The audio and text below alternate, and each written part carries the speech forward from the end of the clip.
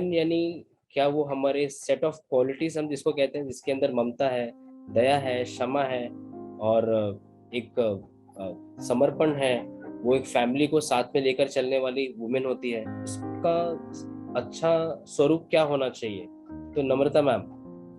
देखिए, हम सभी जानते हैं कि विमेंस डे हम 8 मार्च को मनाते हैं, इंटरनेशनल विमेंस डे। लेकिन इसके पीछे ये शुरुआत कैसे हुई, हम 8 मार्च को क्यों मनाते हैं? तो हमें से काफी लोग जानते हैं कि ये इसकी शुरुआत कैसे हुई। मैं थोड़ा सा डिटेल देना चाहती हूँ कि सन 1908 में 15,000 औरतों ने न्यूयॉर्क में एक अपने राइट्स को, सोशल राइट्स के लिए और अपनी सैलरी को बढ़ाने के लिए एक प्रदर्शन शुरू किया था, जो काफी लंबे समय तक रहा। उन्होंने सड़कों पे ये प्रदर्शन शुरू किया और ये काफी लंबे समय तक रहा। उसके बाद न्यूयॉर्क में 1 साल के बाद उन्होंने इसे नेशनल विमेंस डे के सेलिब्रेट ये डिक्लेयर किया। लेकिन 1910 में कोपेनहेगन में एक विमेंस का एक कॉन्फ्रेंस हुआ, जिन्होंने उसमें एक प्रस्ताव रखा कि हमें 8 मार्च को एक इंटरनेशनल विमेंस डे मनाना चाहिए। लेकिन 1975 में इसे डिक्लेयर किया गया। तो तब से लेके आज तक हम 8 मार्च को इंटरनेशनल विमेंस डे मनाते हैं।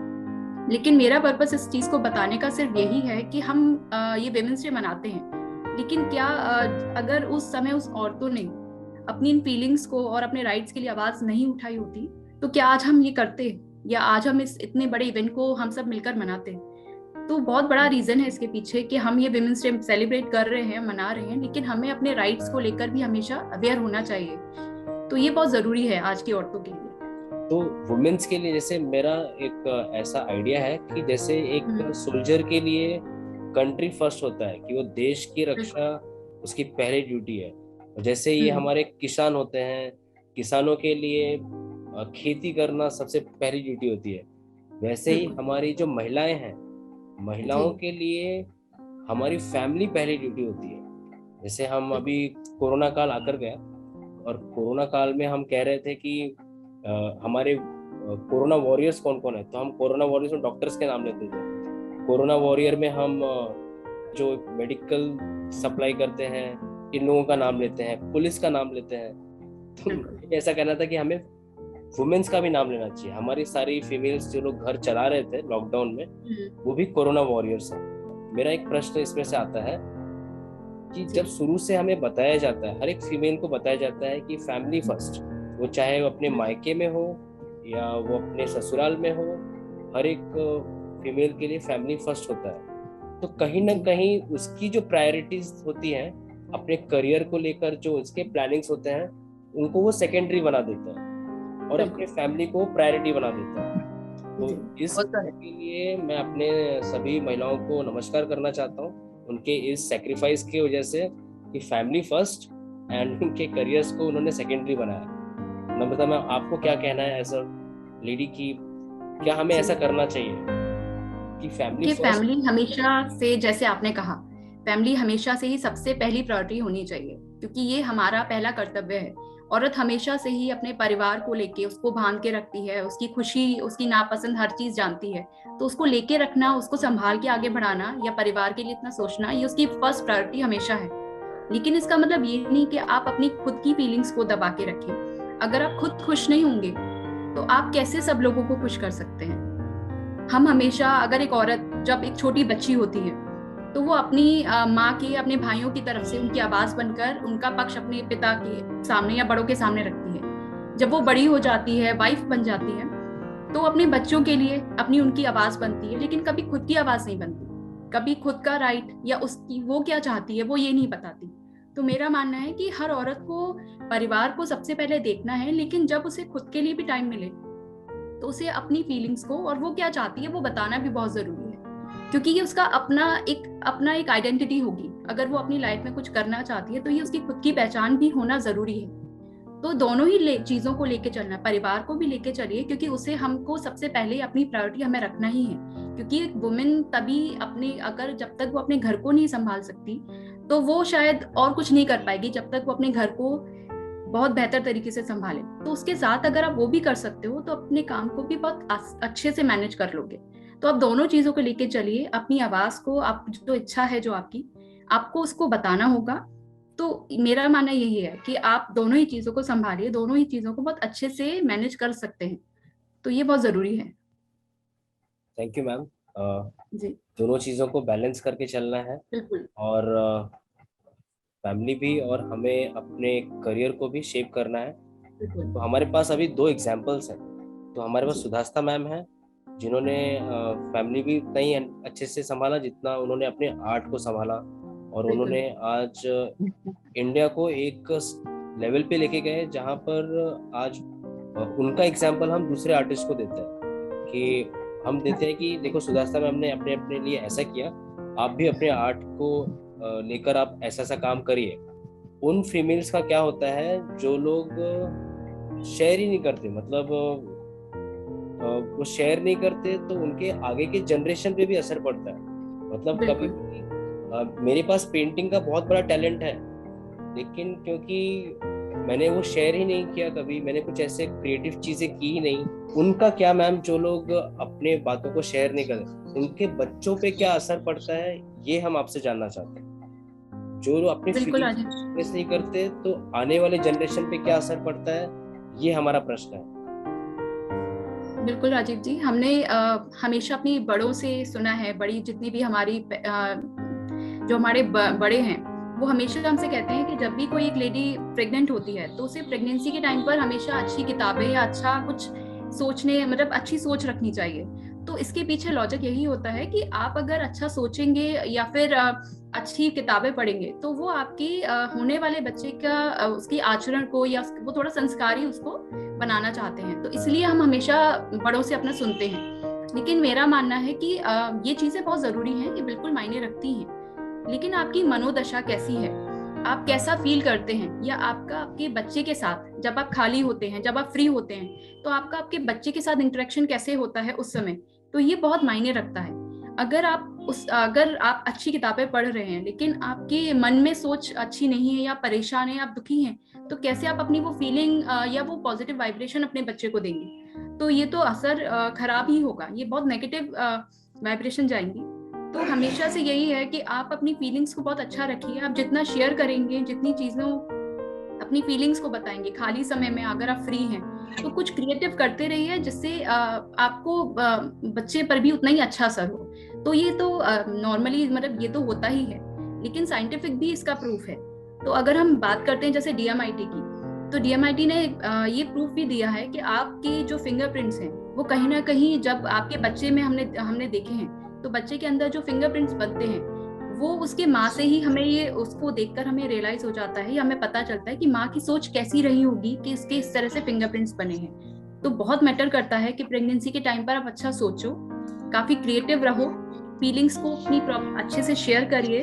तो जो बॉन्ड आप बना रहे हैं, तो वो अपने बच्चे के साथ जब आप वो शेयर करेंगे, तो बच्चे के अंदर वो गुण बहुत अच्छे आएंगे, वो काफी क्रिएटिव होगा, वो खुद भी उसके अंदर वो जो गुण होंगे वो आपको लगेगा, वो महसूस करके लगेगा कि हाँ, हमने अपने बच्चे को एक अच्छी शिक्षा दी है। उसके गर्भ में ही, अपनी माँ ने जब गर्भ में ही उसको वो शिक्षा देनी शुरू करी है, तो बहुत असर होता है उस सोच का ड्यूरिंग द प्रेगनेंसी, क्योंकि ये अवेयरनेस का विषय है, जितना बिल्कुल। ज्यादा हम इसे अवेयर करेंगे कि women should be expressive, but right from the pregnancy, कि जब बच्चा उनके अंदर है, उन्होंने अपनी बातें व्यक्त की और वो खुश थे, वो हैप्पी थे, वो खाली हैप्पीनेस की किताब पढ़ के नहीं, हाँ वो हैप्पी, अंदर से हैप्पीनेस आना चाहिए। अंदर।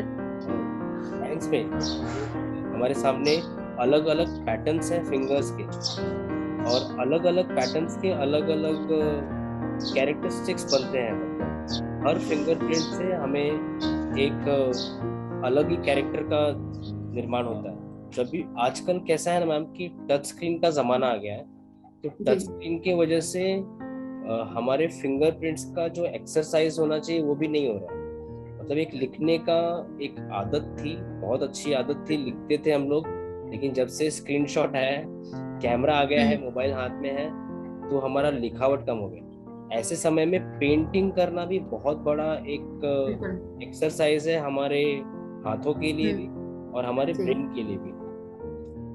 मतलब डीएमआईटी का कोई ऐसा साइंटिफिक प्रूफ आप बताइए कि मैं उसके बारे में और क्या क्या जान सकता हूँ। जैसे कि मुझे मालूम है कि डीएमआईटी एक टेस्ट होगा, उससे हमारे फिंगरप्रिंट्स के एनालिसिस हो जाएंगे, हम उसके बारे में और क्या क्या बातें ऐसी हैं जो हम जान सकते हैं DMIT से? देखिए, पहले तो मैं आपको बताती हूँ DMIT एक्चुअली है क्या। DMIT यानी कि डर्मेटोग्लिफिक मल्टीपल इंटेलिजेंट टेस्ट। DMIT को प्रूफ में ये पहली एक चीज मैं आपको बताती हूँ। 13 से 18 वीक्स प्रेगनेंसी के टाइम पर 13 से 18 वीक्स के अंदर बच्चे का ब्रेन का डेवलपमेंट होता है, लेकिन ठीक उसी समय ही उसके फिंगरप्रिंट्स भी बनते हैं। और फिंगरप्रिंट्स जो बनते हैं, उसका ये जो फिंगर टिप्स पे आपने जो रिजेस देखी हैं, इसका फॉर्मेशन होता है जब बच्चा अपने गर्भ में होता है माँ के, तो स्पर्श करने से और वहाँ का जो एटमॉस्फेयर होता है, जो वातावरण होता है, उसके प्रेशर की वजह से इन फिंगर टिप्स के ऊपर ये रिजेस बनती हैं। तो साइंस ने ये प्रूफ किया है कि जब ये फिंगर, अगर कोई भी बच्चा जब पैदा होता है और वो अगर मेंटली थोड़ा सा वीक है या एबनॉर्मल है, तो उसके रिजेस भी का फॉर्मेशन भी ठीक नहीं होता। तो ये प्रूफ तो 100% ये साइंटिफिक प्रूफ है कि DMIT में अगर आपके रिजेस जो हैं ये आपके ब्रेन्स के न्यूरॉन से कनेक्टेड है, तो आपकी हर एक फिंगर्स आपके जैसे आपका लेफ्ट हैंड है वो आपके राइट ब्रेन के से कनेक्टेड है, उसकी फिंगर्स, और आपका राइट हैंड है वो आपके लेफ्ट ब्रेन से कनेक्टेड है। राइट। तो हमारे हाथों की 10 उंगलियों की हर एक जैसे मैं आपसे कहूँ आपका राइट हैंड है, राइट हैंड हमारी इंटरपर्सनल स्किल्स, हमारे ऑब्जर्वेशन को, हमारे लॉजिकल, हमारी रीजनिंग, हमारी कनेक्टिविटी, इसको बताता है। वहीं हमारा लेफ्ट हैंड जो है वो हमारी इंटरपर्सनल स्किल, हमारा अगर मैं बात करूं कि हम कैसे काम करना पसंद करते हैं, हमें बैठ के काम करना पसंद है या हमें ऐसे काम करना जिसमें हम बहुत ज्यादा मूवमेंट वाले काम हो, किस तरह के काम करना पसंद है, वो हमारी क्रिएटिव स्किल्स को दिखाता है। तो इस तरह से राइट हैंड और लेफ्ट हैंड के काम होते हैं, जो हमें DMIT इस टेस्ट के दौरान ये पता चलता है कि एक्चुअली में हमारे अंदर और ऐसा कौन सा टैलेंट है जो यूनिक है, जो हमें दूसरों से और बेहतर बनाता है। तो इस टेस्ट के मतलब इस टेस्ट के जरिए हम अपने फिंगरप्रिंट्स को स्कैन करते हैं और उसके बाद हमें एक रिजल्ट मिलता है जिसमें हमारे अंदर जो छुपी हुई मतलब एक यूनिकनेस है हमारे अंदर, जो हमें गॉड ने गिफ्ट की है, उसके साथ आपकी वीकनेस भी होती है। अगर हमें स्ट्रेंथ भी है हमारी और वीकनेस भी है, तो ये हमें इस टेस्ट से पता चलता है। स्ट्रेंथ पता होनी चाहिए कि वीकनेस तो सब लोग बता देते हैं कि तुम्हारे अंदर ये वीकनेस है, लेकिन हर एक को अपना टैलेंट डिस्कवर करना और उसके लिए ये जो आपने एक नॉलेज शेयरिंग किया, this was very very important कि हम अब कुछ को साइंटिफिक प्रूफ रखें ताकि हम कुछ साइंटिफिकली करेक्ट करियर डिसीजन ले सकें। ये अब महिलाओं के लिए भी जरूरी और हमारे आने वाले जनरेशन के लिए भी जरूरी है, क्योंकि आज आधार कार्ड हर एक के पास है, हर एक व्यक्ति अपने फिंगरप्रिंट से अपना आधार कार्ड बनाता है, लेकिन इसी इंफॉर्मेशन को अपने करियर के लिए यूज नहीं करता। मतलब मैं ये कहूँ कि आधार कार्ड का टेक्नोलॉजी ले लीजिए और अपने करियर में क्या यूनिकनेस है, आपने बहुत अच्छा शब्द इस्तेमाल किया, यूनिकनेस। उस यूनिकनेस को पहचाना है। हमारे साथ उभरते हुए स्टूडेंट्स हैं, हमारे साथ हरीश तिवारी जी हैं, अदिति भी हैं, और उनसे भी हम लोग राय लेंगे कि उन्हें ये विषय कैसा लगा। लेकिन अब जो क्वेश्चन है वो सभी लोगों के लिए, तो सुधास्ता मैम से हम शुरुआत करते हैं कि सुधास्ता मैम, आप हमारे बच्चों को भी बताइए और हम सबको बताइए कि वुमेन्स डे के दिन वो क्या मैसेज है जो हम आप दुनिया को शेयर करना चाहेंगे आप? वुमेन्स डे में मैं पहले ये कहूंगी कि love yourself first than others. ये तो पहली बात है। अगर आप स्ट्रॉन्ग नहीं रहेंगे, आप खुद को लव नहीं करेंगे, केयर नहीं करेंगे, तो दूसरों को क्या करेंगे। तो इसीलिए खुद के लिए पहले टाइम निकालो, खुद के लिए सोचो कुछ। मैं वो नहीं बोल रही हूँ हमेशा, मतलब कुछ टाइम दिन में, उसके बाद आप रिफ्रेश फील करोगे और उसके बाद ही फैमिली और सोसाइटी के लिए कुछ कर सकते हैं। Thank you so much ma'am for saying कि we should love ourselves first, और जो नम्रता मैम ने बताया कि we should accept ourselves first. बिल्कुल, इट्स वेरी इंपॉर्टेंट कि हम पहले खुद की स्ट्रेंथ को पहचाने, ताकि पेरेंट्स भी अपने बच्चों की स्ट्रेंथ को पहचाने और फिर उनके लिए जो बेस्ट करियर डिसीजंस हैं वो लें। और सुधास्ता मैम ने बहुत अच्छा बताया कि हम खुद से प्रेम करें तो खुद के लिए भी समय निकालें। This is for everybody. हम सभी लोगों को अपने सेल्फ की ताकत को पहचानने के लिए सेल्फ स्टडी करना बहुत आवश्यक है। हिंदी में हम इसे स्वाध्याय भी कहते हैं। और स्वाध्याय होना हमारे लिए बहुत जरूरी है। और वही चीज अदिति, आप भी हमारे साथ में, अदिति भी हैं। जी सर। जी, आपके मधुर भरी आवाजों में आप भी अंतर्राष्ट्रीय महिला दिवस पर कुछ ऐसा विषय बताइए जो आप महसूस करते हैं, आप व्यक्त करना चाहते हैं।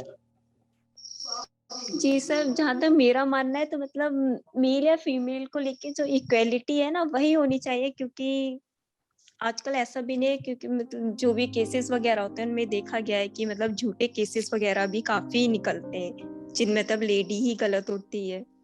आपने जो कहा कि बहुत सारे गवर्नमेंट ने अच्छे अच्छे स्कीम्स दिए हैं for womens to express their feelings, लेकिन उस पावर का मिसयूज भी होता है। हाँ सर। हमें इस कंस्ट्रक्टिव वे, मतलब कि मैं अपने करियर डिसीजन को लेकर कितना फुल प्रूफ हूँ।